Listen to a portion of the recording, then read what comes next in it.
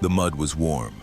That was the first thing Evelyn Thornwood noticed at 6:15 on the morning of November 7th, 1942.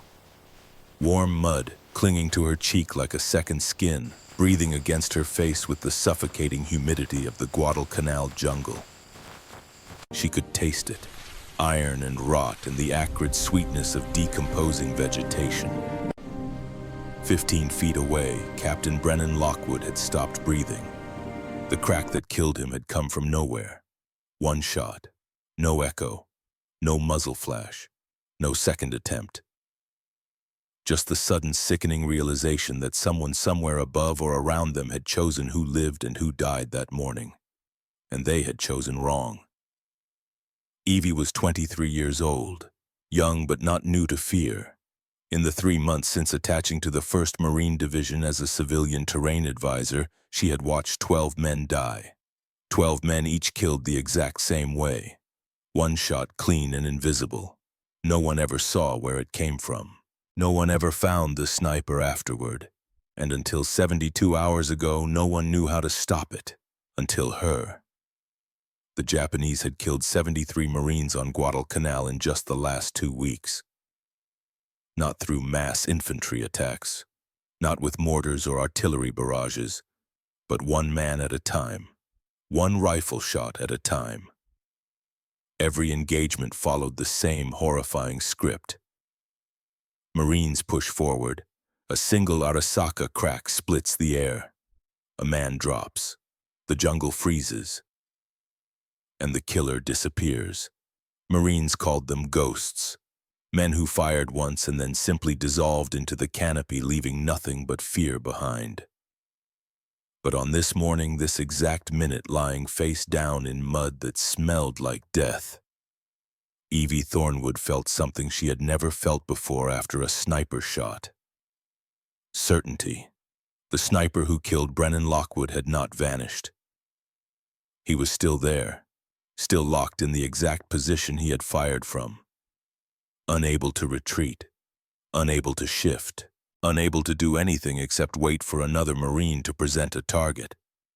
She knew this because she had grown up reading trees.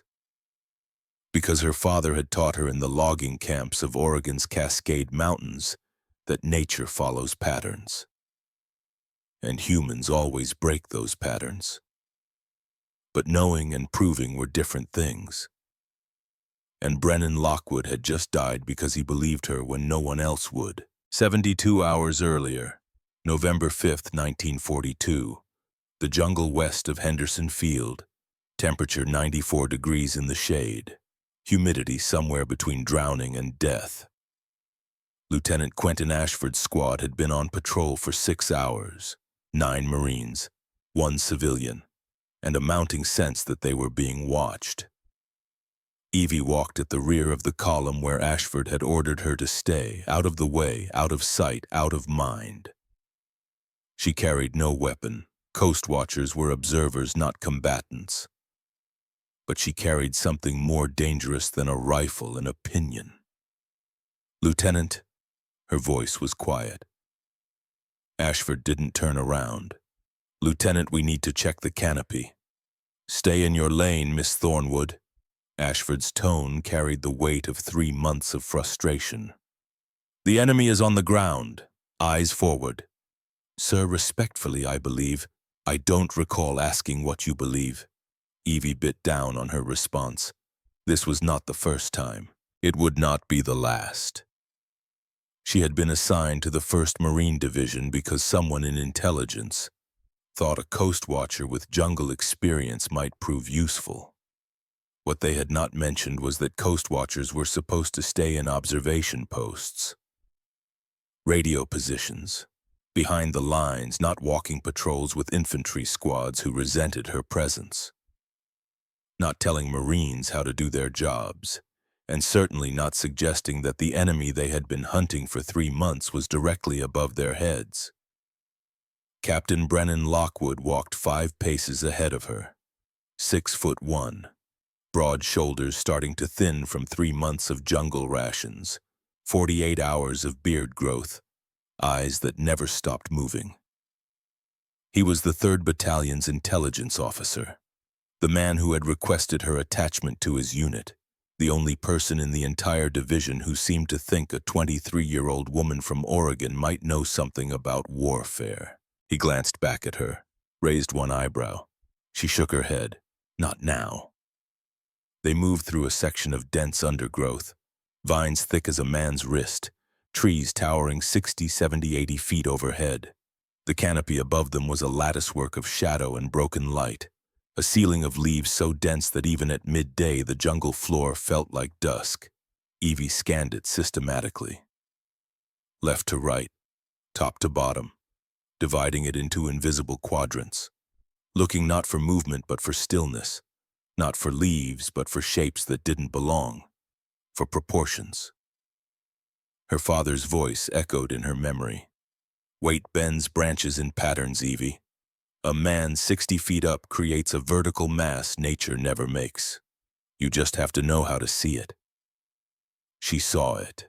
Northeast, 62 feet up, fork of a mahogany tree, something that looked like foliage, something that held too still, something that had the wrong geometry, too vertical, too symmetrical, too structured.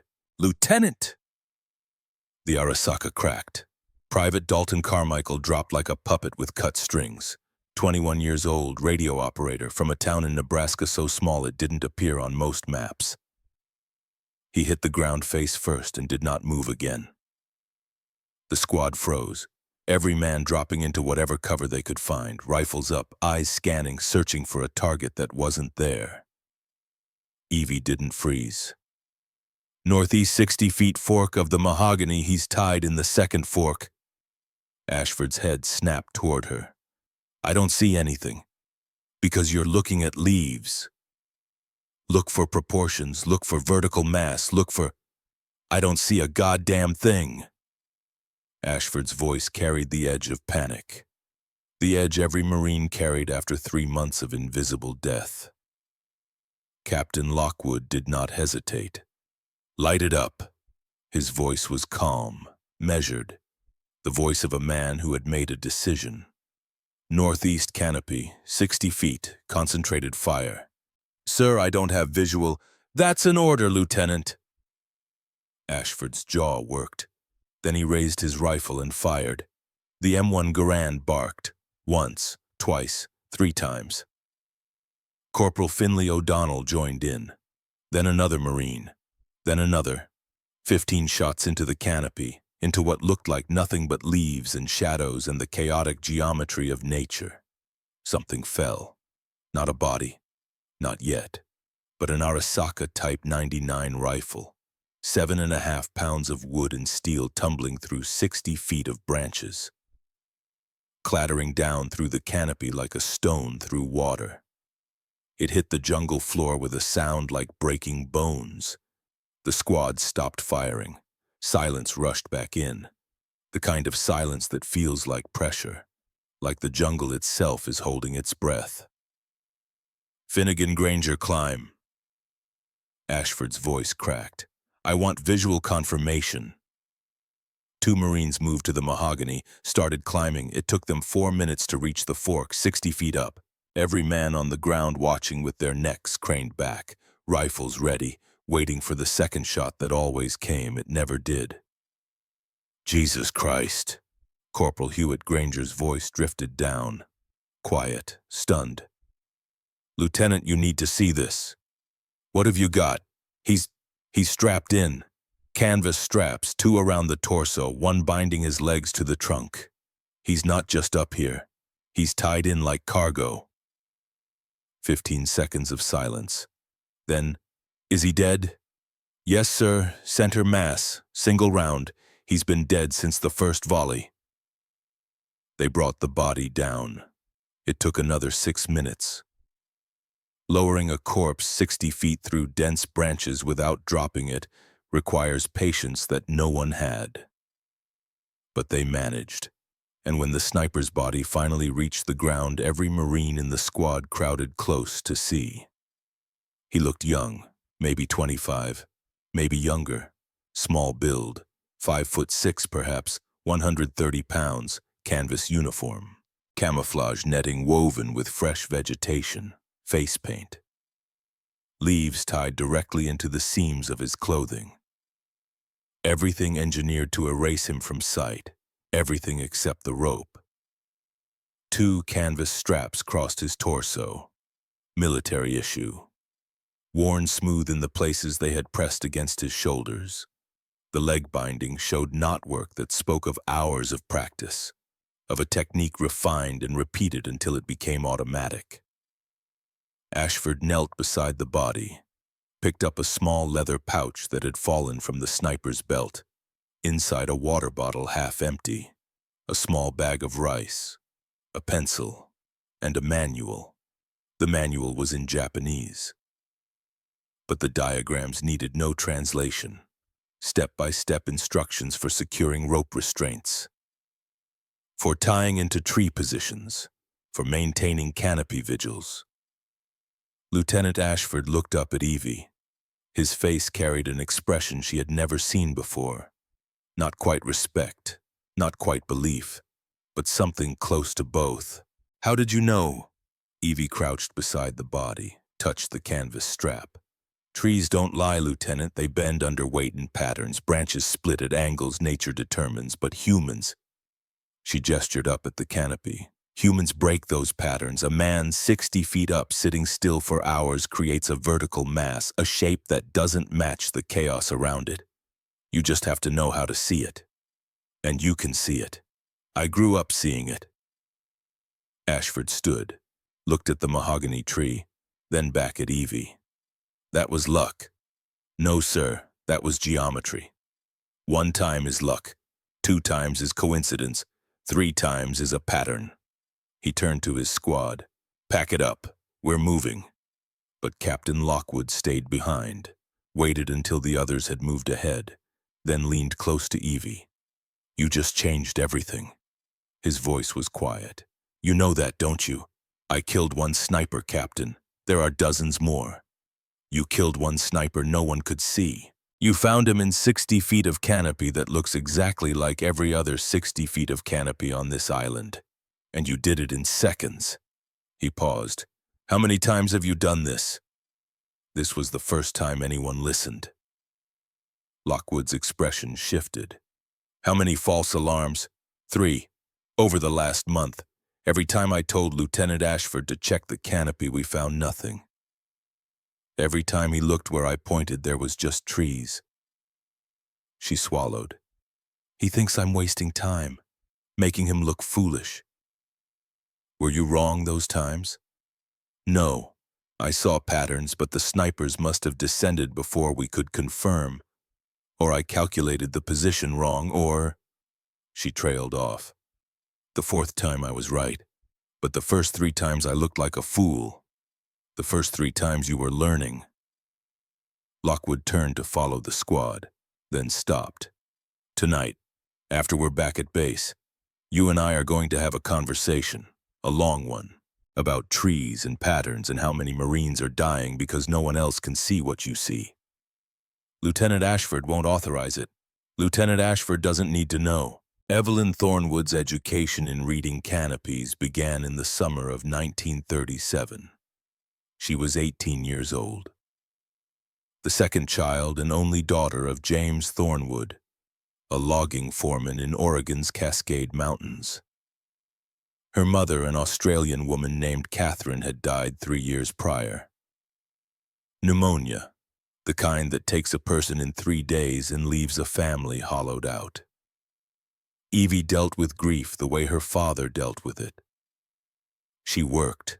The logging camps of the Pacific Northwest were no place for a young woman, according to most people who had opinions on such matters. But James Thornwood had taught his daughter to read trees before she could read books, had taught her to estimate board feet by eye, to identify rot by the sound a fist made striking bark, to understand that every tree was a structure, a geometry, a puzzle waiting to be solved, and most importantly, to spot danger. "Weight bends branches," her father had said, standing at the base of a Douglas fir one morning. 90 feet tall, 3 feet in diameter at breast height. a giant that had been growing when George Washington was president. "See that fork 30 feet up? See how the branches angle down?" Evie had nodded. "That's 200 pounds of wood, the weight of the branches themselves. Pulls them down at maybe 15 degrees from horizontal. You see how consistent it is, every major branch on this tree, same angle, same curve, that's nature's geometry." "Yes, sir." "Now look at that pine over there." He had pointed to a lodgepole pine, smaller, 60 feet. "Third fork from the top, what do you see?" Evie had studied it. "The branches are angled differently, steeper, maybe 25 degrees. Why, and more weight than the branches alone. Look closer." She had looked closer, and then she had seen it. A dark mass in the fork, too regular, too vertical, too structured to be a cluster of needles or a squirrel's nest. "There's a man up there. Tommy Brackens. Been up there since dawn. 60 pounds of gear, changes the geometry of everything around him. Most people wouldn't notice." "But you did." "Why? Because it doesn't match the pattern." Her father had smiled. "Nature follows rules, Evie. Gravity, weight distribution, structural load. When something breaks those rules, you notice it. Or you should. Because sometimes what breaks the pattern is a widowmaker ready to fall. And sometimes it's a man who needs help." Tommy Brackens had been stuck. Harness caught on a broken branch, 3 hours into a 6-hour shift. If Evie hadn't spotted him, if her father hadn't sent someone up to cut him free, he would have been there until nightfall. Maybe longer. That was the first time Evie Thornwood understood that seeing patterns could save lives. It would not be the last. By 1940, she was living in Sydney. Her mother's inheritance had included a small house in the suburbs, enough money to live modestly, and a growing sense that the world was changing in ways that required more than modest living. When the Coast Watchers began recruiting in 1941, Evie had volunteered. The organization needed people who could survive in jungle environments, who could identify terrain features, who could operate alone for weeks or months with minimal support. She had learned jungle survival in Australia, radio operation, basic intelligence gathering. And in July of 1942, when the Marines landed at Guadalcanal, she had been assigned as a civilian terrain advisor to the 1st Marine Division. No one had told her the Marines would hate her. No one had mentioned that a 23-year-old woman walking patrols with combat infantry would be seen as a liability, a distraction, a waste of resources. No one had prepared her for the mockery. Sky Girl, that was what they called her. The girl who stares at the sky instead of watching for the enemy. The girl who sees ghosts in trees. The girl who had cried wolf 3 times and cost Lieutenant Ashford valuable patrol time chasing shadows. Until Private Dalton Carmichael died. Until she pointed at a tree and said fire. Until an Arisaka fell 60 feet and proved that ghosts could bleed. That evening, Captain Lockwood found her sitting alone outside the command post. She was staring up at the canopy overhead. The sun had set an hour ago, but the jungle held light like a sponge holds water. Everything glowed with a dim, greenish twilight. Thinking about trees. Lockwood's voice was gentle. Thinking about Carmichael. Evie didn't look at him. 21 years old, from some town called Ogallala. He showed me a photograph of his girl back home. Pretty blonde. Worked at a pharmacy. They were going to get married after the war. You couldn't have saved him. I could have if Ashford had listened to me 2 days ago, or 4 days ago, or any of the 3 times I told him to check the canopy and he ignored me. Lockwood sat down beside her. Maybe, maybe not. We don't know where those snipers were, or if you were looking at the right trees. I was. You can't know that. I can. She finally turned to look at him. Captain, I know what I saw. 3 times in the last month I identified suspicious shapes in the canopy. 3 times Lieutenant Ashford looked where I pointed and saw nothing. 3 times he ordered the squad to move on, and 3 times someone died within the next 6 hours. I can't prove the snipers were where I thought they were, but I know I saw something that didn't belong. Lockwood was quiet for a long moment. Then, tell me how it works, the pattern recognition, all of it. So she did. She explained how weight bends branches, how a 160-pound man sitting in a tree for 12 hours creates a vertical mass that doesn't match natural growth. How human proportions follow mathematical ratios that nature rarely replicates. Shoulders roughly 2 head widths wide. Torsos approximately 7 head lengths tall. A symmetry that stands out against the chaos of leaves and vines. She explained how to divide the canopy into quadrants, how to scan systematically rather than randomly, how to focus on tree forks and heavy branches capable of supporting human weight. And most importantly, she explained why the Japanese snipers stayed in place after firing. "They're tied in," she said. "Did you see those canvas straps? That's not climbing equipment, that's safety restraint. They tie themselves into the trees at dawn, stay there for 12 hours, maybe 16. They can't risk falling asleep and dropping 60 feet to their deaths. So they strap in. But once they're strapped in, they can't descend quickly. They can't descend at all, not without 10 or 15 minutes of work, untying knots, lowering themselves carefully. One wrong move and the rope catches, or they slip, or they panic and fall anyway." She looked back up at the canopy. "Every Marine on this island thinks the snipers vanish after they fire, but they don't vanish. They can't. They're locked in position, waiting, hoping no one looks up." Lockwood processed this, and no one does. No one has. No, until today. Because everyone is looking at the ground, at the brush, at the obvious places. Because American doctrine says snipers shoot and move. Fire once, relocate, fire again. But the Japanese aren't following American doctrine.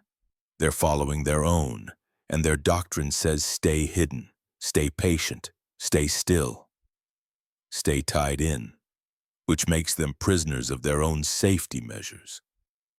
Lockwood leaned back against the sandbag wall, stared up at the darkening canopy. "How many more are up there right now?" "I don't know. Dozens probably, maybe more. And you can find them. If someone lets me try. Lieutenant Ashford won't, not officially, not after 3 false alarms." "I know, but I will." Lockwood stood, offered her his hand. "Tomorrow, I'm taking a patrol to scout the Matanikaw approaches. Small unit, 6 Marines, and you. We're going to test your theory properly. If you're right..." He paused. "If you're right, Miss Thornwood, you might just save this entire division."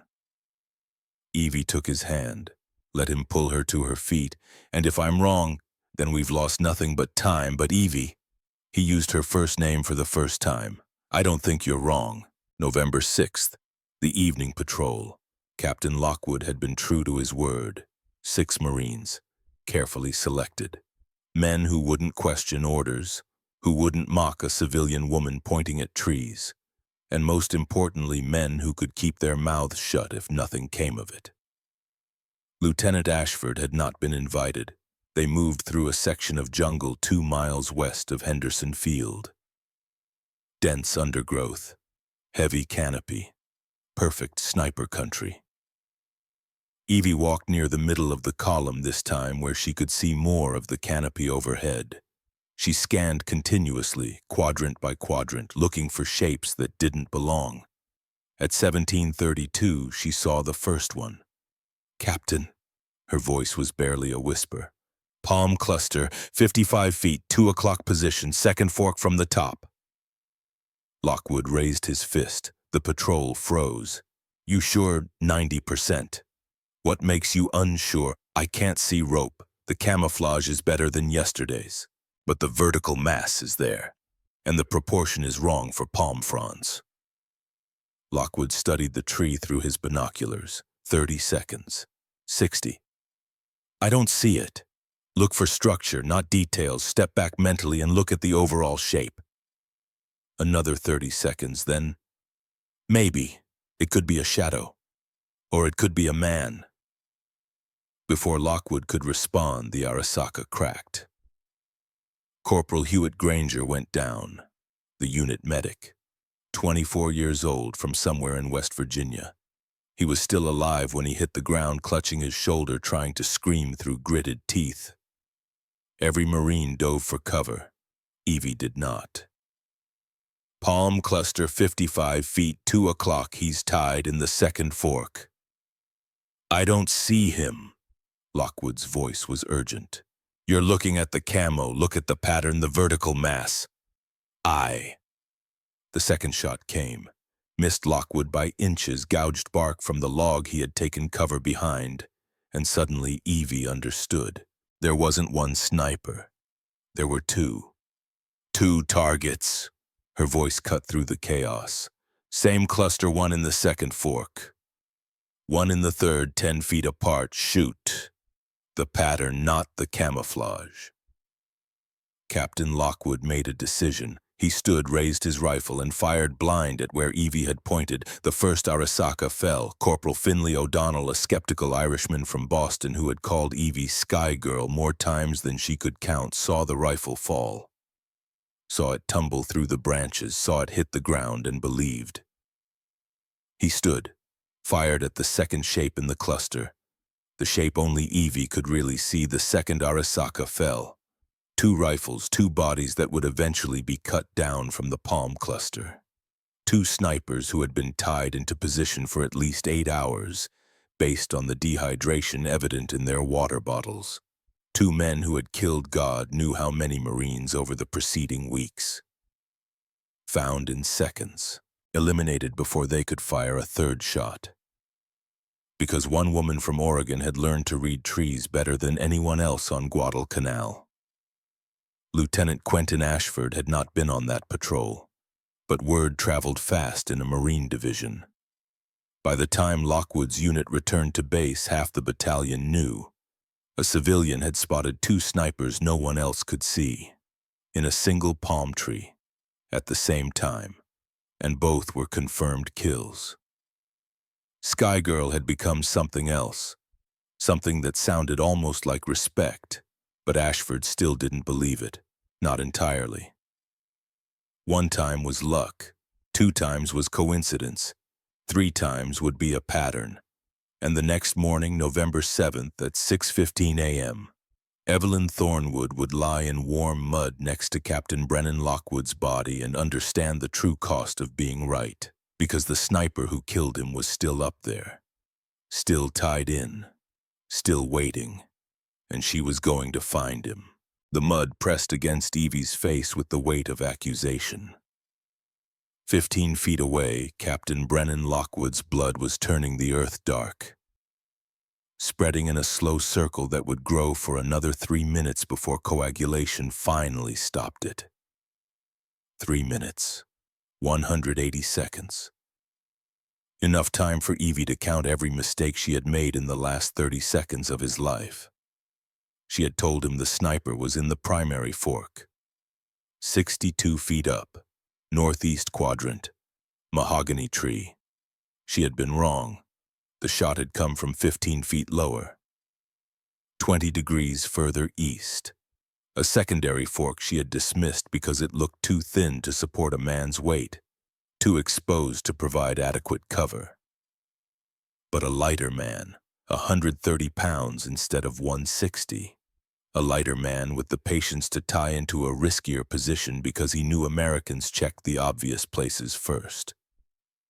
A lighter man could use a secondary fork, and Captain Brennan Lockwood had died because she had not considered that possibility until it was too late. Fall back. Lieutenant Ashford's voice cracked through the paralysis. Thornwood, I gave you an order, fall back. Evie did not move. Every muscle in her body screamed to run, to put distance between herself and this place where a good man had died believing her, where her mistake had cost more than time or pride or professional credibility, where her error had ended a life. But running meant accepting defeat. Running meant that Brennan Lockwood had died for nothing. Running meant that every Marine who came through this section of jungle tomorrow or next week or next month would face the same invisible killer she had failed to identify. "Miss Thornwood," Ashford's voice was closer now, urgent, barely controlled. "That sniper has our position. He will fire again. We need to move, now." "He's still there." Evie's voice was flat, empty of everything except certainty. "What?" "The sniper. He's still in position, still tied in. He can't descend in the time we've been lying here, which means I can find him." "Find him?" Ashford's tone carried 3 months of frustration compressed into 2 words. "Your goddamn trees just got Captain Lockwood killed. I'm not losing another man because you think you see ghosts in branches." Evie finally turned her head, looked at Ashford crouched behind a fallen log 10 feet away, saw the fear in his eyes, the rage, the helplessness of a man who had watched 73 Marines die and had no way to stop it. "I was wrong about the location," she said quietly. "I underestimated their adaptation, but I wasn't wrong about the principle. That sniper fired from a fixed position. He's tied in with rope restraints that will take him 10 minutes minimum to release. He's trapped up there just as surely as we're pinned down here. You don't know that. I know trees, Lieutenant. I know weight distribution and rope systems and the time it takes to safely descend 60 feet of canopy. That sniper cannot run, which makes him findable. And what do you propose, that we lie here in the open while you stare at trees?" "No, sir." Evie's voice hardened. "I propose that Corporal O'Donnell provides suppressive fire while I reposition 20 yards east for a better angle. I propose that we use the next 30 seconds while the sniper is still processing his kill to move before he can sight on a second target. And I propose that when I find him, you trust me enough to fire where I indicate." Ashford's jaw worked. "Captain Lockwood trusted you." The words landed like a physical blow. "Yes, sir, he did. And now he's dead. Yes, sir, because I made a mistake I will never make again." Silence stretched between them, taut as a tripwire. Behind them, 5 Marines waited for orders, waited to see if they would retreat or if they would do something no Marine patrol had successfully done in 3 months of jungle warfare: fight back. "O'Donnell," Ashford's voice was rough, "you still believe in Sky Eye's magic tricks?"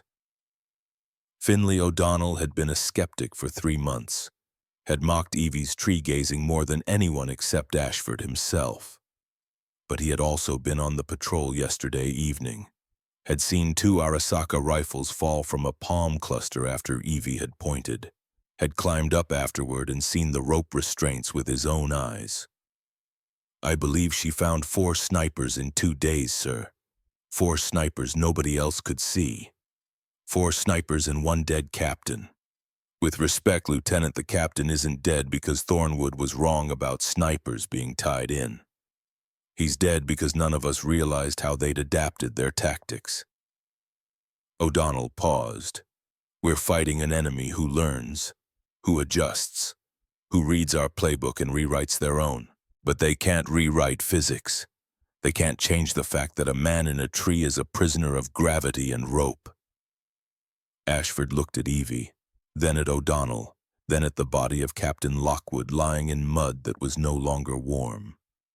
"You get 1 chance. 1. If you're wrong, we retreat and you're done walking patrols. Clear?" "Clear, sir." "O'Donnell, 20 rounds into that mahogany canopy. Make them count." "Yes, sir." Evie took a breath, let it out slowly. This was not forgiveness. This was not trust. This was a commanding officer making a tactical calculation. But calculations could save lives just as surely as faith could. O'Donnell rose to 1 knee, sighted on the mahogany tree where Evie had originally indicated, and opened fire. The M1 Garand barked its 8-round clip in 4 seconds. Reload, another 8 rounds in 4 seconds. Reload, 4 more rounds before Ashford signaled ceasefire. 20 rounds into the canopy, into branches and leaves and empty air, but also into the psychological space where a sniper had been sitting motionless for the last 6 minutes. Watching, waiting, calculating his next shot, forcing him to flinch, to shift, to create the micro-movements that would make him just slightly easier to find. While O'Donnell fired, Evie moved, low crawl, 20 yards east, trying to ignore the feeling that a rifle sight was tracking her skull. That any second would bring the crack of an Arasaka and the darkness that followed. But the shot never came. Either the sniper couldn't get a clear angle through the suppressive fire, or he was waiting for a better target. Or he was gone. No, not gone. Still there. Still tied in. She had to believe that. Evie reached a position behind a thick cluster of ferns, raised her head slowly, and began the grid search. 60 miles north of Guadalcanal aboard the destroyer Akizuki, Lieutenant Takeshi Yamamoto decoded the morning's radio traffic with growing concern. The decoded message from Guadalcanal's sniper coordinator read, "Urgent. American detection capabilities increased drastically. November 5th. One position compromised, cause unknown. November 6, 2 positions compromised simultaneously, Palm Cluster west of airfield. Both marksmen killed before secondary shots possible. Request immediate tactical guidance." Yamamoto read it twice, then called for his commanding officer. Commander Sato arrived within minutes, read the message. His expression darkened. 3 positions in 2 days. Yes, sir. After 2 months of near-perfect operational security. Yes, sir. What changed? Unknown, Commander. The ground units report no new American equipment, no aerial reconnaissance immediately prior to engagements, no artillery spotters. Whatever detection method they're employing, it's not technological. Sato was quiet for a long moment. Could it be intelligence, captured documents, interrogated prisoners? Possible, but unlikely, sir. Our marksmen carry minimal documentation, and none of the captured positions suggest the Americans knew where to look before the first shot was fired. They're finding them after engagement, which means they're detecting something during or immediately after firing. Muzzle flash. Our marksmen use flash suppressors, and the reports indicate no return fire toward muzzle position. The Americans are shooting into the canopy itself, into what appears to be general area suppression, but somehow they're hitting targets. Sato picked up a pencil, began writing a response message. Send to all sniper positions, increase camouflage density by 50%. Utilize secondary and tertiary fork positions instead of primary structural supports. Maintain absolute stillness for 30 minutes post-firing before any position adjustment. And emphasize that rope restraints remain mandatory. Sir, if the Americans are somehow detecting the rope systems, then they're detecting something no army in history has successfully detected before, which means we assume equipment failure, not doctrine failure. Sato paused. How many marksmen do we have operational on Guadalcanal?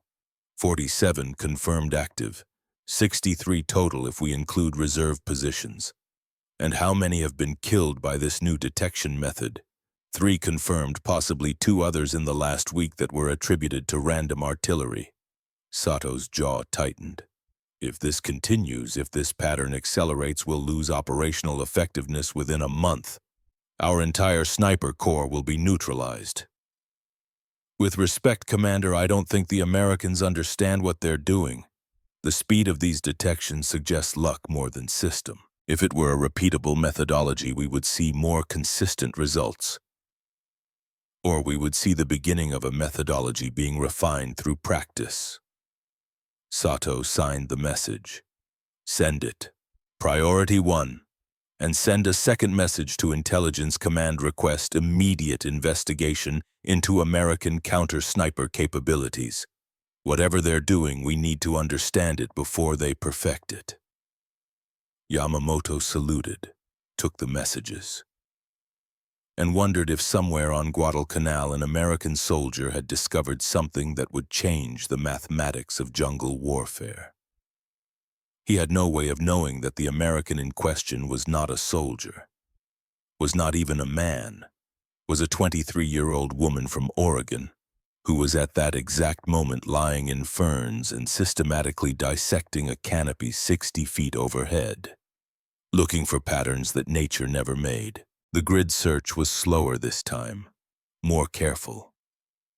Evie divided the canopy into 6 quadrants instead of 4, made each section smaller, more manageable, more granular.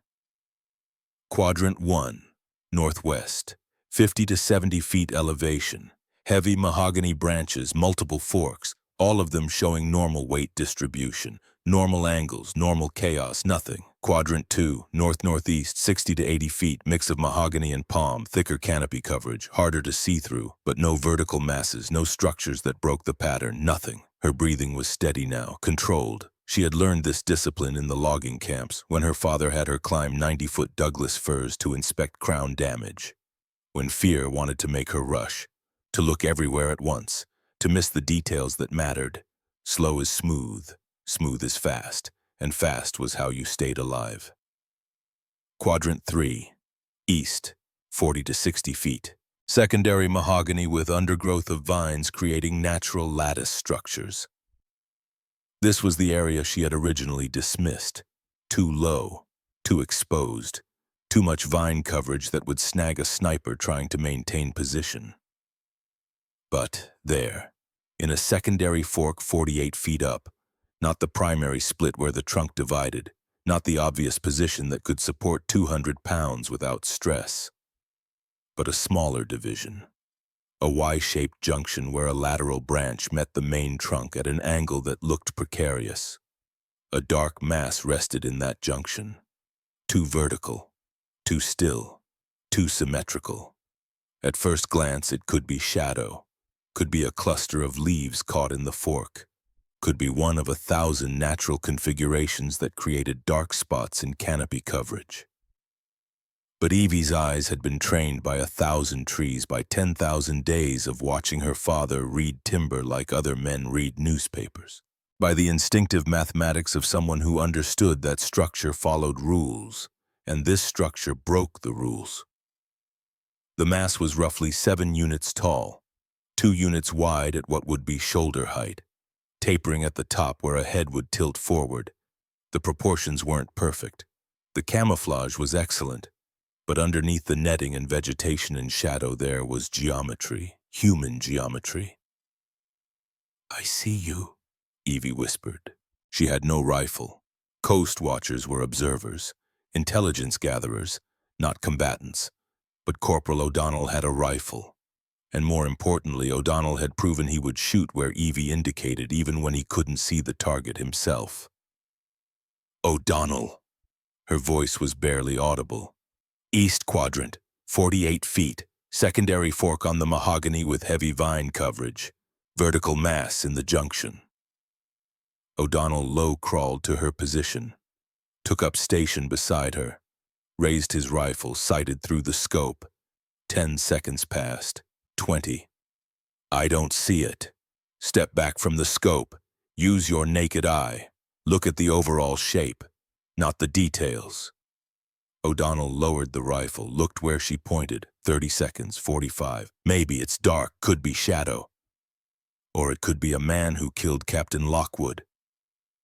O'Donnell's grip on his rifle tightened. "If I fire and miss, he'll know our position. He already knows our position. He's been watching us for 8 minutes. But he hasn't fired because he doesn't have a clear angle through the undergrowth from where we're lying. The moment one of us stands, he'll take the shot. So what do? You suppress on my mark. Lieutenant Ashford fires from our original position. Crossfire forces the sniper to choose which threat to prioritize. While he's processing, I refine my targeting solution and give you a correction. You want to use the lieutenant as bait. I want to use sound and movement to create decision paralysis in a target who has been sitting motionless for 9 hours and whose cognitive functions are degraded by dehydration and muscle fatigue. O'Donnell looked at her. You sound like an intelligence officer. Captain Lockwood taught me the terminology. Captain Lockwood is dead. I know. O'Donnell turned back to the tree, studied the dark mass one more time. If you're wrong, I'm not. Evie's voice carried absolute conviction, the kind of certainty that comes from betting everything on a single calculation. I was wrong about the location this morning. I won't be wrong again. O'Donnell keyed his radio. Lieutenant, O'Donnell, we have possible contact East Quadrant Secondary Mahogany Fork 48 feet. Request you fire 3 rounds at the primary fork on my signal. Over. Static. Then Ashford's voice. You don't have visual. Negative, sir, but Thornwood does. More static. Longer this time. If she's wrong, Corporal, I'm holding you responsible. Understood, sir. On your signal. O'Donnell looked at Evie. This is your show. She nodded, positioned herself to better observe the secondary fork, watched for any micro-movement, any indication that the sniper had detected their activity. Nothing. Mark! O'Donnell fired, 3 rounds from his position, high and right of the dark mass, meant to miss, meant to create sound and fury and the illusion of detected position. Simultaneously, Ashford fired from 30 yards west, 3 rounds into the primary fork where Evie had originally indicated Lockwood should check. The crossfire lasted 4 seconds, and in those 4 seconds the dark mass moved, just slightly. A flinch, a reflexive shift of weight as the sniper processed incoming fire from 2 directions. Processing which threat to engage first, whether to return fire or remain hidden. Whether these Marines knew where he was or were shooting blind like they had been for 3 months. But that micro-movement was enough. Evie saw the silhouette shift, saw the shoulder angle change by perhaps 3 degrees, saw the head tilt incrementally as the sniper raised his Arasaka to sight on Ashford's position. Left 6 inches, fire now. O'Donnell didn't hesitate, adjusted, fired. The round hit something. Not the wet thud of impact on flesh, but the sharp crack of wood, of a bullet striking a branch 6 inches from the target. The sniper's head snapped toward their position. The Arasaka barrel began to swing, tracking, searching for O'Donnell. You're right, fire again. Evie's voice was ice. O'Donnell fired. The Arasaka rifle fell, tumbling through 48 feet of branches and vines, clattering like chains. And after a 3-second delay, a body followed, not falling free but dropping 4 feet before rope restraints caught it, leaving it hanging, suspended, swaying gently in a secondary fork that had been both hiding place and prison. The body did not move again. It took them 12 minutes to climb the mahogany, to reach the secondary fork, to examine what Evie had seen and O'Donnell had fired at blind. Lieutenant Ashford made the climb himself. He had earned that right, had earned the right to see with his own eyes whether the woman he had mocked for 3 months had been seeing ghosts or geometry. When he reached the body, he was silent for almost a minute. Then his voice drifted down, quiet, changed. She was right. He's strapped in, same configuration as the others, canvas webbing, rope around the torso and legs, but the rope is thinner. Maybe 20% thinner than the ones we found yesterday. Can you see anything else? O'Donnell called up. Camouflage netting is different, denser, more local vegetation woven in, and he's in a secondary fork, not primary. The branch looks barely thick enough to hold his weight. Looks like it's flexing even with him dead. Why would he choose a weaker position? Because we're finding them in the strong positions. This was Evie, speaking for the first time since O'Donnell had fired the killing shot. They're adapting, using lighter rope that's harder to see, increasing camouflage density, choosing less obvious structural positions, but they can't adapt away from physics. A lighter man in a weaker fork is still a vertical mass, still a structure nature doesn't create. Ashford descended. It took him 8 minutes. When he reached the ground, his uniform was torn from branches. His hands were bleeding from rope burns, but his face carried an expression Evie had never seen before: respect. "There's something else up there, tucked into his belt." Ashford held out a small, leather-bound notebook. "Looks like a field manual, or orders. It's in Japanese. We need to get it to intelligence."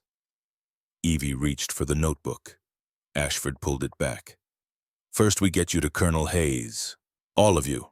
Because what just happened, what you just did, is going to change everything."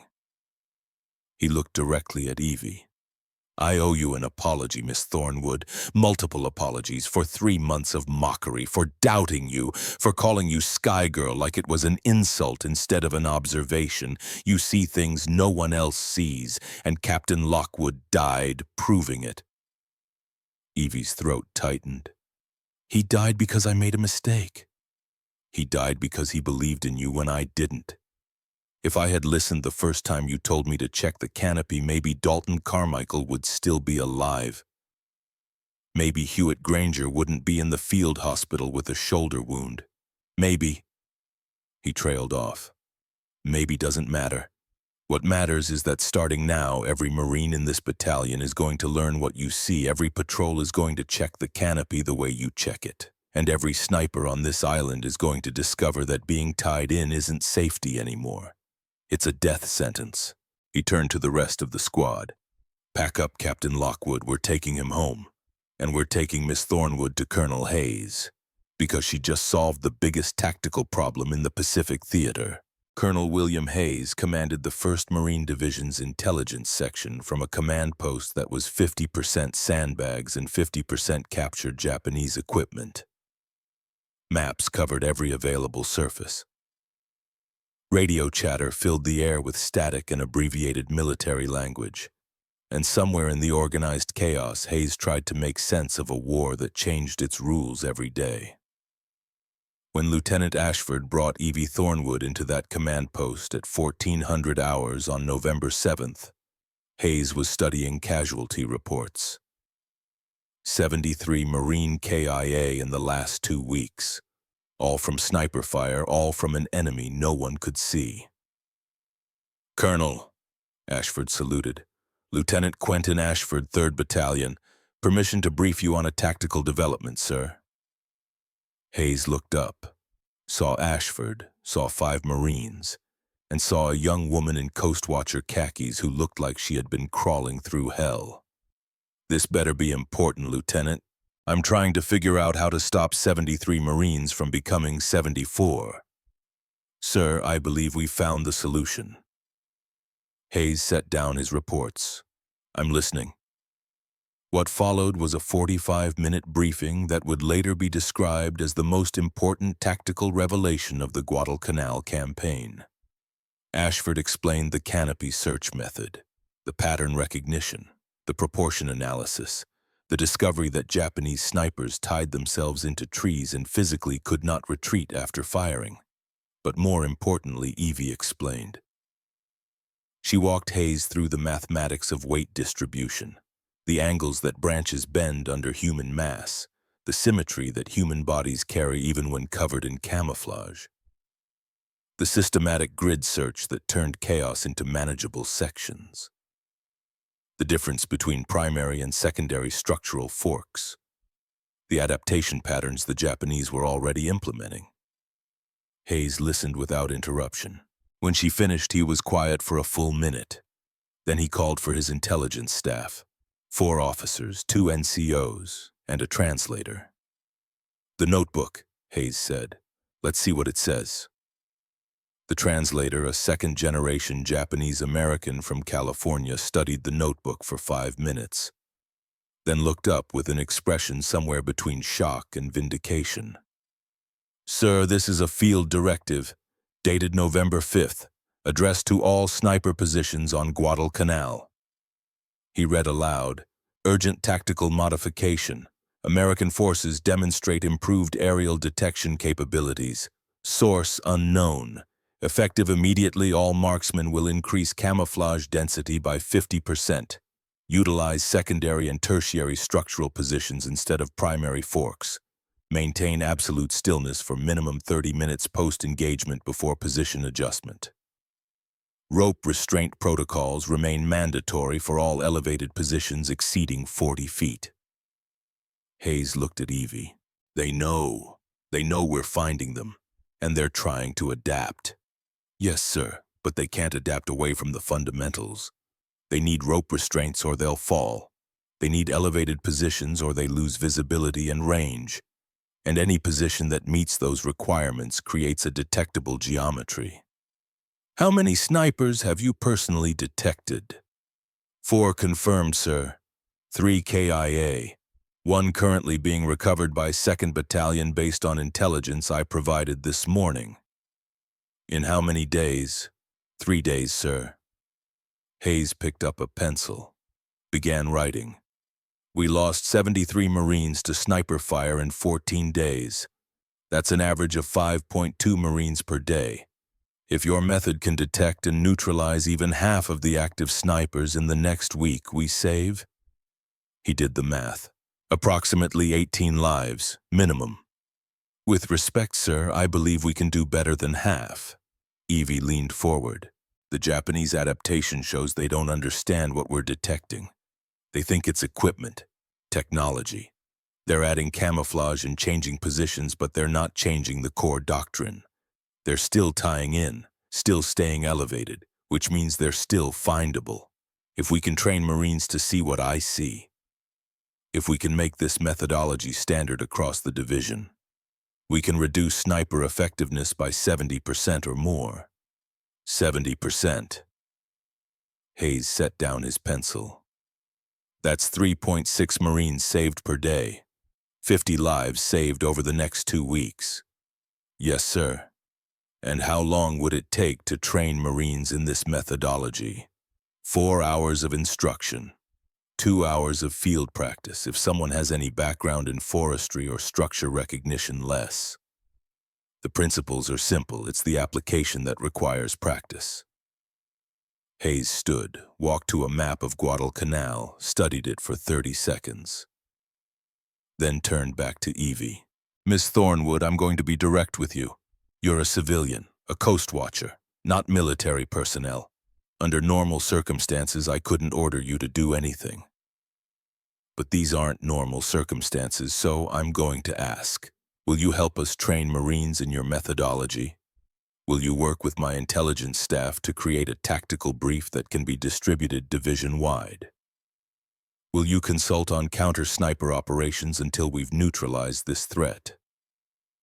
Evie thought of Brennan Lockwood lying in mud, of Dalton Carmichael who would never marry his girl from Ogallala, of Hewitt Granger recovering from a shoulder wound, of 73 Marines who had died because no one looked up.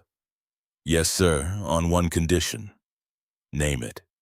Captain Brennan Lockwood gets credited. His name goes on whatever doctrine we create. He died believing in this methodology when no one else did. He earned that recognition. Hayes nodded slowly. Done. We'll call it the Lockwood-Thornwood method. His name first, as it should be. He extended his hand. Evie shook it. And in that moment the mathematics of the Pacific War shifted by precisely the angle required to save thousands of lives over the next 2 years. But neither of them knew that yet. All they knew was that for the first time since August, the 1st Marine Division had a weapon against ghosts, and that weapon was geometry. The tactical brief that Colonel Hayes wrote over the next 6 hours would become one of the most distributed documents in Marine Corps history. 3 pages, single-spaced. Technical language tempered with practical instruction. The title read, Canopy Geometry Search Method. Detection and neutralization of elevated enemy positions. Section 1 detailed enemy doctrine. Japanese snipers tied into trees for 12 to 16-hour vigils. Canvas webbing around torso and legs. Positioned 50 to 70 feet elevation. Unable to rapidly descend. Adaptation patterns including secondary fork positions and enhanced camouflage density. Section 2 explained detection methodology. Systematic grid search, quadrant division, focus on proportion over detail, recognition of vertical mass and human symmetry, identification of weight-bearing structures, mathematical ratios of human body proportions versus natural chaos. Section 3 outlined engagement protocol. Multiple Marines search simultaneously, suppressive fire during target confirmation, repositioning to create crossfire angles, center mass targeting of detected silhouettes, post-engagement documentation and intelligence gathering. At 2000 hours, Hayes called for battalion commanders. By 2100 hours, every senior officer in the 1st Marine Division had read the brief. By midnight, printing presses were running off copies. 200, 500, 800. By dawn on November 8th, every Marine rifle company on Guadalcanal had received the Lockwood-Thornwood canopy geometry search method. And 60 miles north aboard the destroyer Akizuki, Lieutenant Yamamoto decoded another urgent message from the island. Critical. American detection capabilities confirmed systematic, not random. November 7th, 3 additional positions compromised, all marksmen KIA. New American methodology appears to detect rope restraint systems or elevated silhouettes. Request immediate doctrine revision. Current sniper losses unsustainable. Effectiveness degraded 40% in 72 hours. Yamamoto read it twice, then showed it to Commander Sato. Sato was silent for a long time. Then he said quietly, "They've learned to see us." "Yes, sir. After 3 months of invisibility, after 200 successful engagements, after creating a fear that paralyzed entire battalions." Sato crushed the message in his fist. "Somehow the Americans learned to see us." "What are your orders, sir?" Sato looked out at the dark ocean, at the island somewhere beyond the horizon where 47 snipers were tied into trees waiting for dawn, waiting to discover that their greatest tactical advantage had become their greatest vulnerability. "Tell them to hold position, maintain doctrine, and pray that whatever the Americans have discovered, they don't have time to perfect it before we can evacuate our marksmen." But prayer was not strategy, and time was not on their side. Because in a command post on Guadalcanal, Colonel Hayes was sealing envelopes. Each one contained a copy of the brief, each one addressed to a different battalion, each one carrying the same message. The ghosts were mortal, and now everyone knew how to kill them. November 9th, 1942. The Matanikau River, 1st Battalion, 5th Marines had been in position since dawn. 12 men spread across a defensive line that felt more like a trap than a fortification. They had been taking sniper fire for 6 days, 11 casualties, 0 enemy kills. Until this morning. At 0730, the Arasaka cracked. Private James Keller went down, 19 years old, from a farm in Iowa where the horizon stretched forever and nothing tall enough to hide a man existed for 100 miles in any direction. He was dead before the medic reached him. The squad did not freeze. Sergeant Robert Hastings pulled the folded paper from his breast pocket. 3 pages, already worn from 2 days of handling, already memorized but worth checking one more time. The Lockwood-Thornwood method. Distribution date November 8th. Instructions immediate implementation. Grid the canopy. His voice was steady, practiced. 60-foot elevation. Look for tree forks and heavy branches. 9 Marines raised their eyes, not to the ground, not to the brush, not to the obvious places where 3 months of doctrine said enemies should be. Up. Northwest quadrant.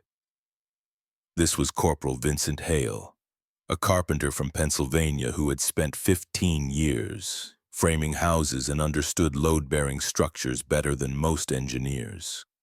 Primary mahogany fork, 58 feet. I see vertical mass. Confirm. Sergeant Hastings studied the position through binoculars. Saw something. Maybe. A darkness that could be shadow or could be death. Second opinion. I see it. Private Michael Torres. No relation to forestry, no background in structures. But he had read the brief 3 times. Had practiced the grid method for 2 hours yesterday afternoon. Had learned to divide chaos into manageable sections and search each one with the patient precision of someone who understood that lives depended on seeing what others missed. Too symmetrical for leaves, proportion reads human. Third opinion. Affirmative. Private Daniel Kruger, farm boy from Wisconsin. Had grown up hunting deer in forests dense enough that visibility beyond 20 yards was impossible. Had learned young that movement catches the eye but stillness reveals shape. Shoulder width approximately 2 head units, torso vertical, not wind-disturbed foliage. Hastings made the call. Concentrated fire, northwest quadrant, primary mahogany, 58 feet, on my mark. 4 Marines sighted, 4 triggers waited. Mark! 16 rounds in 4 seconds. The M1 Garand's distinctive bark echoed across the river. Birds launched from nearby trees. The jungle itself seemed to flinch from the violence. An Arisaka rifle fell, then a body, not suspended, not caught by rope, but falling free, 60 feet through branches that tore flesh and broke bones.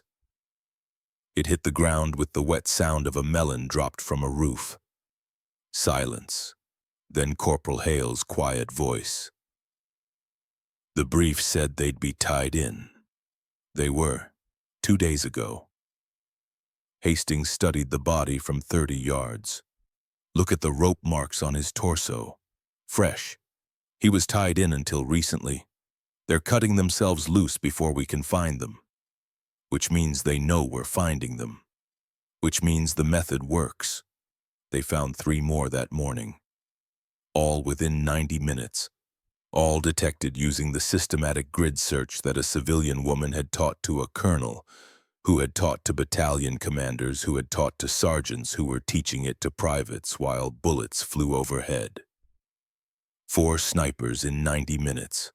4 confirmed kills. 0 Marine casualties after the initial contact.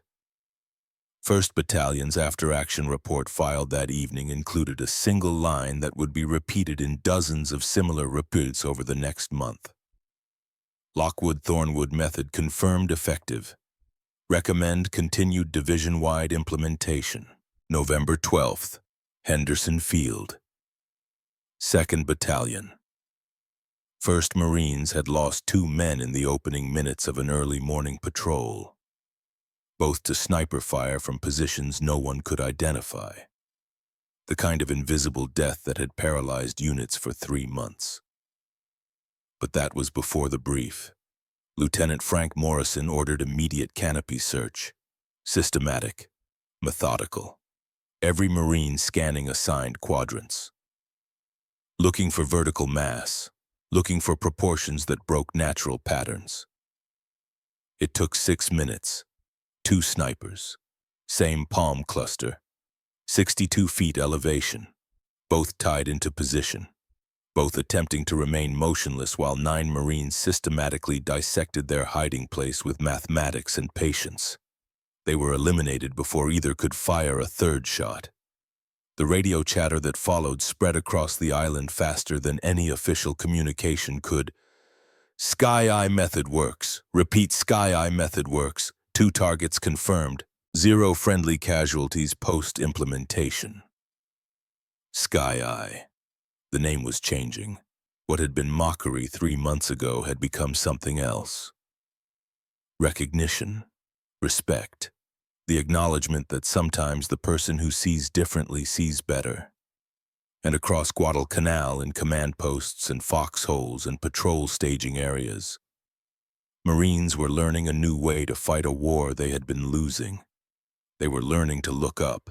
November 15th, Lunga Point. 3rd Battalion encountered sniper fire during a reconnaissance patrol. The 1st shot missed. The 2nd did not. Corporal Martin Shaw took a round through the leg, not fatal, but screaming. And in that scream, every man heard the echo of 73 Marines who had died before anyone understood what was killing them. "Grid the canopy." Squad leader Sergeant William Thatcher's voice cut through panic like a blade. "Look for the pattern." 12 Marines searched, divided the world above them into manageable sections, applied a methodology that 3 weeks ago did not exist and today felt like second nature. Northeast palm, 55 feet, third fork using Sky Eye's grid. I got him. The nickname had fully transformed. No longer Sky Girl, no longer a term of dismissal. Sky Eye, the woman who saw what no one else could see, the woman who had turned invisible enemies into geometric problems with solutions written in angles and proportions and the patient discipline of systematic search. The Marine who called out the position had never met Evelyn Thornwood, had never walked a patrol with her, had never watched her scan a canopy with the intensity of someone reading sacred text. But he had read her brief, had practiced her method, and now he was using her eyes to save his squad. The sniper died 30 seconds later. 1 target, 1 solution, 0 additional friendly casualties. And in the radio traffic that night, mixed with grid coordinates and supply requests and casualty reports, a new statistic began appearing. Enemy sniper effectiveness reduced 72% since November 8th. Marine casualties from sniper fire 14 days pre-method implementation 73 KIA. 14 days post-implementation 16 KIA. 73 to 16. A reduction that translated to 57 Marines who would see home again. 57 families who would receive letters instead of telegrams. 57 lives saved by a woman who had learned to read trees in Oregon and had taught that skill to a division that had been dying in the dark. Late November, the command post. General Alexander Vandegrift commanded the 1st Marine Division with the kind of professional competence that comes from 30 years of service. He had seen innovation before, had watched tactics evolve, had adapted doctrine based on battlefield results. But he had never seen anything quite like this. The woman sitting across from him in his command post looked exhausted. Evelyn Thornwood, 23 years old, coast watcher, civilian, wearing khakis that had seen better days and carrying a burden that should never have been placed on someone so young. She had been awake for 19 hours, had walked 3 patrols, had personally trained 47 Marines in canopy detection methodology. And somewhere in those 19 hours she had saved lives that would never be counted because the men who would have died simply did not. "Miss Thornwood," Vandegrift's voice carried respect that protocol did not require but humanity demanded. "In 30 years of service, I have never requested a civilian for military commendation. The regulations are clear. The Navy Cross is awarded for extraordinary heroism in combat operations. Civilian personnel are not eligible." Evie said nothing. She had expected this. "However," Vandegrift picked up a pen, "I am writing a formal recommendation, documenting your tactical innovation, the lives saved, the doctrine created, the training conducted under fire. When regulations change, and Miss Thornwood, I believe they will change, your name will be first in the queue. You have earned recognition that current policy prevents me from granting. Sir, you appreciate nothing until you understand what you've accomplished." Vandegrift's tone sharpened, not in anger, in emphasis. 73 Marines in 2 weeks, that was our reality in early November. 16 Marines in 2 weeks, that is our reality now. The difference between those numbers is you, your observation, your training, your refusal to accept that invisible enemies cannot be found. He stood, extended his hand. Evie rose and shook it. "Captain Lockwood died believing in your methodology when others did not. That faith cost him his life, but it saved 57 others in the 2 weeks since. and it will save hundreds more before this campaign ends. That is his legacy. And yours." Evie's throat tightened. "Sir Lieutenant Ashford has requested that I remain with 3rd Battalion as a permanent tactical advisor." "Denied. Sir, you're more valuable training than executing. Every battalion on this island needs what you know. Every Marine who walks patrol needs to see what you see. I'm assigning you to Divisional Training Command. You'll rotate through all units, instruct, observe, refine the methodology, and you'll do it with my full authority." "I'm a civilian, sir." "You're a force multiplier, which in military terms means you're worth a battalion of infantry." He paused, "But Miss Thornwood understands something. The recognition you deserve is not something I can give. Not under current regulations. You have saved hundreds of lives using tactical brilliance that most officers will never achieve in entire careers. And history will likely forget you because you're civilian female and operating in a classification level that won't be declassified for decades." Evie had known this, had understood from the moment she volunteered for Coast Watcher duty that recognition was not part of the bargain. But hearing it stated plainly carried a weight that knowledge alone could not prepare her for. "I didn't do this for recognition, sir." "I know, but you deserved it anyway." Outside the command post, Lieutenant Quentin Ashford waited. When Evie emerged, he stood, snapped a salute that regulations did not require for civilians. "Miss Thornwood." "Lieutenant, I owe you more than an apology. I owe you 57 lives that my stubbornness nearly cost." He lowered his hand. "I called you Sky Girl for 3 months, mocked you for seeing what I couldn't see. Dismissed your warnings because they didn't fit my understanding of warfare. And Captain Lockwood died because I didn't listen to you earlier. Captain Lockwood died because he believed in me. That's not your fault." "It's partially my fault. If I had authorized canopy searches in October when you first suggested them, if I had taken your false alarms as evidence of methodology refinement rather than incompetence, if I had respected your expertise." He trailed off. "I can't change the past, but I can change the future.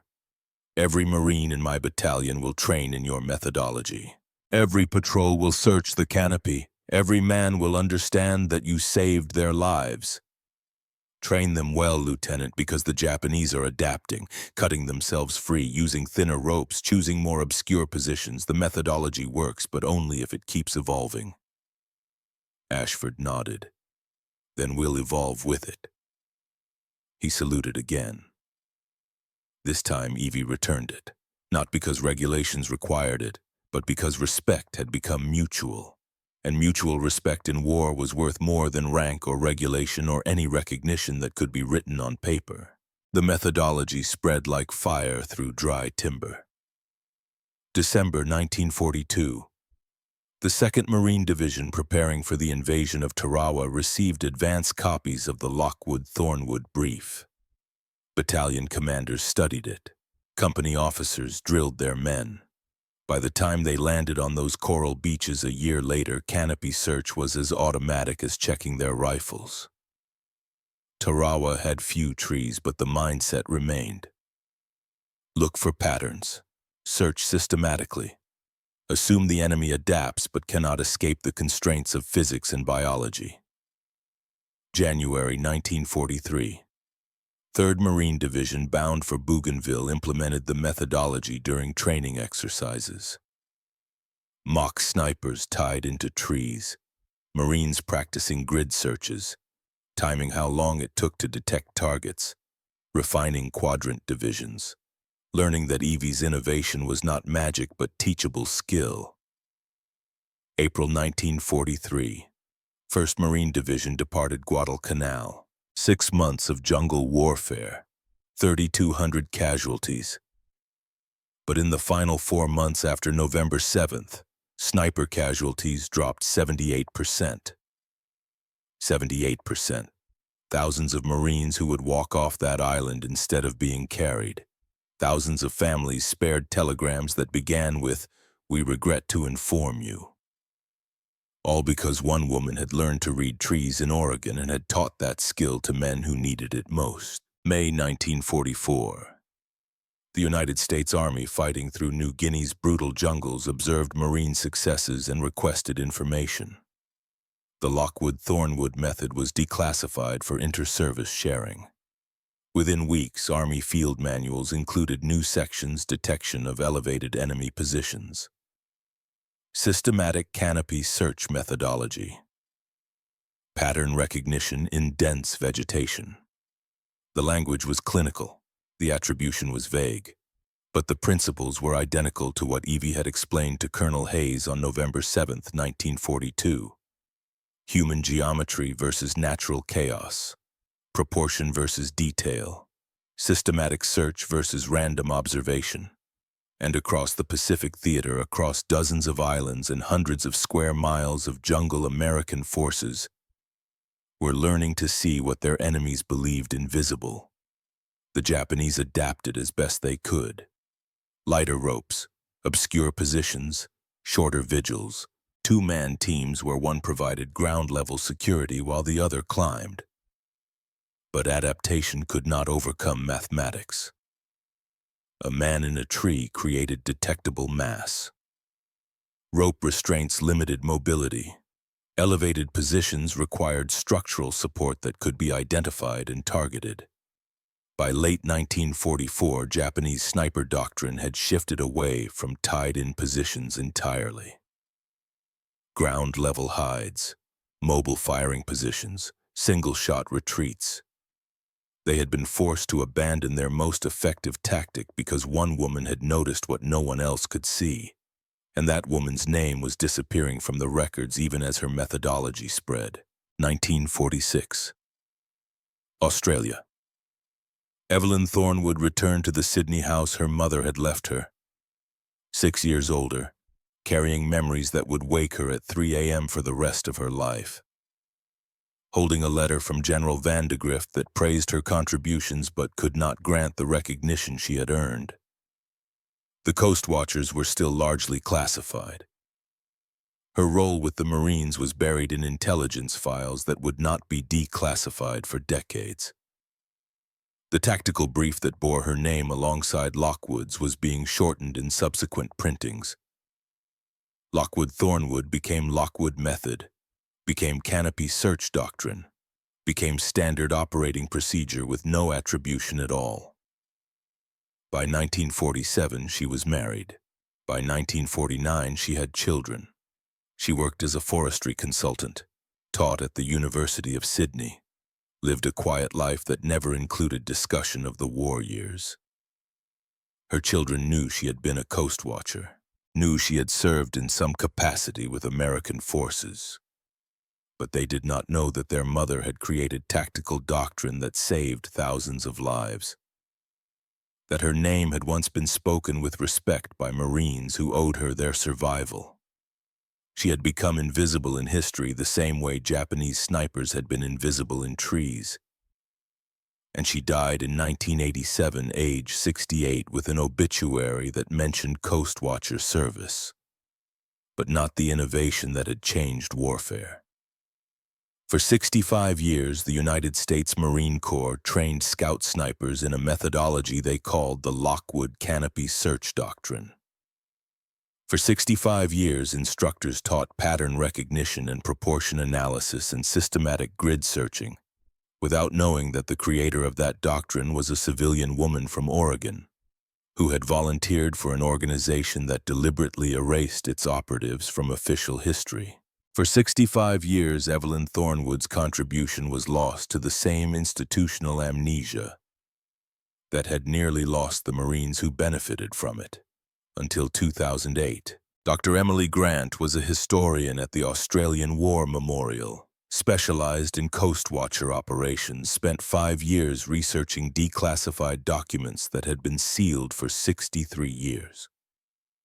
In a file marked Guadalcanal Intelligence Operations, she found a 3-page tactical brief dated November 8, 1942. Title: Canopy Geometry Search Method. Detection and neutralization of elevated enemy positions. authored by Colonel William Hayes, 1st Marine Division, with acknowledgement to Captain Brennan Lockwood, KIA, November 7, 1942, and Coast Watcher Civilian Observer Evelyn Thornwood, Terrain Advisor, 1st Marine Division. Dr. Grant cross-referenced. Found Japanese after-action reports from November 1942 describing American detection capabilities that had emerged suddenly and devastatingly. Found radio intercepts mentioning rope restraint modifications and doctrine adaptations. Found Marine casualty statistics showing the 78% reduction in sniper effectiveness. Found a pattern that had been hidden for 66 years. She traced Evelyn Thornwood's descendants. Found a son, James Thornwood, 59 years old, living in Melbourne. He agreed to an interview. I knew Mum was a coast watcher, James said, sitting in a living room filled with photographs that did not include any from 1942 to 1945. She never talked about it, said it was classified, said her contribution was small. I found some papers after she died, letters from American officers, a tactical brief with her name on it. I didn't understand what it meant. Dr. Grant explained, showed him the documentation, the casualty statistics, the spread of the methodology across 6 Marine divisions and 2 years of combat, the estimated 8,000 to 12,000 lives saved. James was quiet for a long time. Then 8,000. Minimum estimate. The methodology's principles are still taught today in modified form. Modern scout snipers learn pattern recognition and systematic canopy search as foundational skills. Your mother created doctrine that has outlived her by decades. Why didn't anyone tell her? Because she was civilian, because she was female, because Coast Watcher operations were classified until 2003, because military bureaucracy does not easily acknowledge contributions that fall outside standard categories. Dr. Grant paused, but more importantly because no one realized the Lockwood method was co-created by Thornwood until I found the original brief. What happens now? Now I publish, I document, I make sure the Marine Corps knows that the doctrine they've been teaching for 80 years was created by a woman they forgot. 2012. Camp Pendleton, California. The 1st Marine Division dedicated a new training facility. Modern classrooms, advanced simulation equipment, and a plaque mounted at the entrance with text that had been carefully researched and precisely worded. Thornwood Lockwood Counter Sniper Training Center, in memory of Captain Brennan Lockwood, USMC, 1914 to 1942. Evelyn Thornwood Coast Watcher, 1919 to 1987. Whose tactical innovation in canopy threat detection saved thousands of Marine lives and whose legacy endures in every scout sniper trained here. The dedication ceremony included 3 people who had served on Guadalcanal, all in their 90s, all moving slowly but standing straight. One of them, former Lieutenant Quentin Ashford, spoke briefly. I called her Sky Girl, mocked her for seeing ghosts, dismissed her expertise because it didn't fit my doctrine, and 73 Marines died before I listened. His voice carried the weight of 70 years. Evie Thornwood saved my life, saved my battalion, saved a methodology of warfare that we still use today. She deserved recognition in 1942. She's receiving it 70 years late, but better late than never forgotten. James Thornwood, now 63, accepted the plaque on his mother's behalf. Stood in a military training facility on a continent his mother had visited once during a war she never discussed. Surrounded by Marines who owed their training to a woman none of them had heard of until a historian in Australia had found a brief in a declassified file. My mother taught me to read tree, James said. Taught me that nature follows patterns and humans break them. I thought she was teaching me forestry. I didn't know she was teaching me the same skill that saved 8,000 lives. He paused, looked at the young Marines assembled for the ceremony. 20-year-olds who would deploy to places where enemies still hid in elevation and shadow. She would have told you to look up, to search systematically, to trust that patterns exist even in chaos. And she would have been proud that 70 years later you're still learning what she discovered in a jungle when she was 23 years old. 2024, Thornwood Lockwood Counter-Sniper Training Center.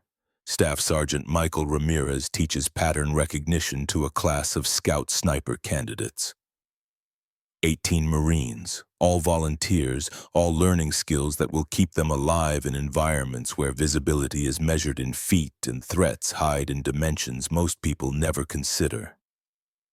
Before thermal optics, Ramirez says, standing beside a projection screen showing a dense jungle canopy. Before drone reconnaissance, before artificial intelligence detection systems, there was geometry. A 23-year-old woman with a logger's eye taught the Marine Corps that nature follows patterns, that humans break those patterns, that vertical mass in a horizontal world creates detectable signatures. He clicks to the next slide, a photograph from 1942, grainy, black and white, showing a rope-restrained sniper suspended in a mahogany tree. This is what she saw. This is what no one else could see. A man tied into a tree 60 feet up, believing he was invisible. But Evelyn Thornwood understood that invisibility is an illusion, that mass creates geometry, that geometry creates patterns, and that patterns can be found. A young Marine raises his hand. Sergeant, did she ever receive the Navy Cross, recommended 1942 by General Vandegrift, denied because she was civilian and female? Her family finally received it in 2018, 76 years late. That's bullshit, Sergeant. That's history, Marine. Justice delayed but eventually delivered. What matters is that her methodology saved 8,000 lives minimum, that her principles are still valid today, that when you deploy and scan elevation for threats, you're using her eyes. He clicks to the final slide, a thermal image of a canopy, a bright signature visible in the branches. The unmistakable heat signature of a human body trying to hide in foliage. Today you have technology she never dreamed of, but the principle remains identical. Look for what breaks the pattern. Trust mathematics over camouflage. Search systematically. And remember that sometimes the person who sees differently sees better. The class files out. Ramirez remains behind, looks at the plaque visible through the classroom window, reads the names for perhaps the 1,000th time.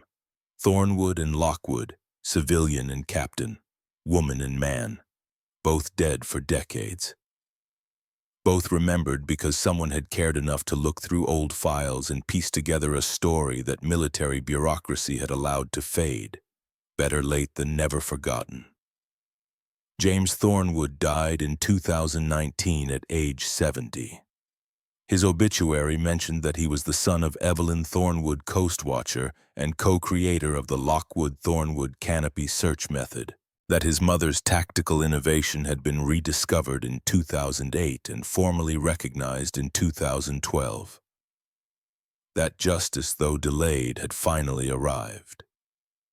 Among his effects was a letter, written by his mother in 1946, never sent, found in a box of personal papers that James had kept but never fully examined. Dr. Emily Grant received it from James's estate. Published excerpts with family permission. The letter read, "Captain Lockwood died believing I was right. For 30 minutes in that mud I wanted to run. Wanted to hide from the mistake that had cost him everything. But I realized if I ran, his faith died with him. Every Marine who died before November 7th died because no one looked up. Brennan looked up because he saw what I saw. I couldn't let that be for nothing. I don't know if what I did mattered. I don't know if the method will last beyond this island or this campaign. I don't know if anyone will remember that a woman from Oregon taught Marines to read trees the way her father taught her. But I know that 73 became 16, that 57 men lived who would have died, that Captain Lockwood's faith was not misplaced. If that is my only legacy, it is enough. It was not her only legacy. 82 years after she lay in warm mud and made a choice to stay instead of run, Marine Scout snipers learn her methodology at a training center that bears her name. Learn to see patterns in chaos. Learn that the invisible can be found if you know where to look and how to search. Learn that one person with the right perspective can change warfare itself. And on the plaque at the entrance to that training center, beneath 2 names and 2 dates, is a final line that captures everything Evelyn Thornwood achieved in 6 months on an island most people could not find on a map. 73. Marines died before the pattern was found. 8,000 lived because it was. The mathematics of war are written in lives saved and lives lost, in tactical innovations that shift odds by percentages that translate to breathing souls. In the recognition that sometimes the most important contributions come from the people least likely to receive credit. Evelyn Thornwood saw what no one else could see, taught what no one else knew how to teach.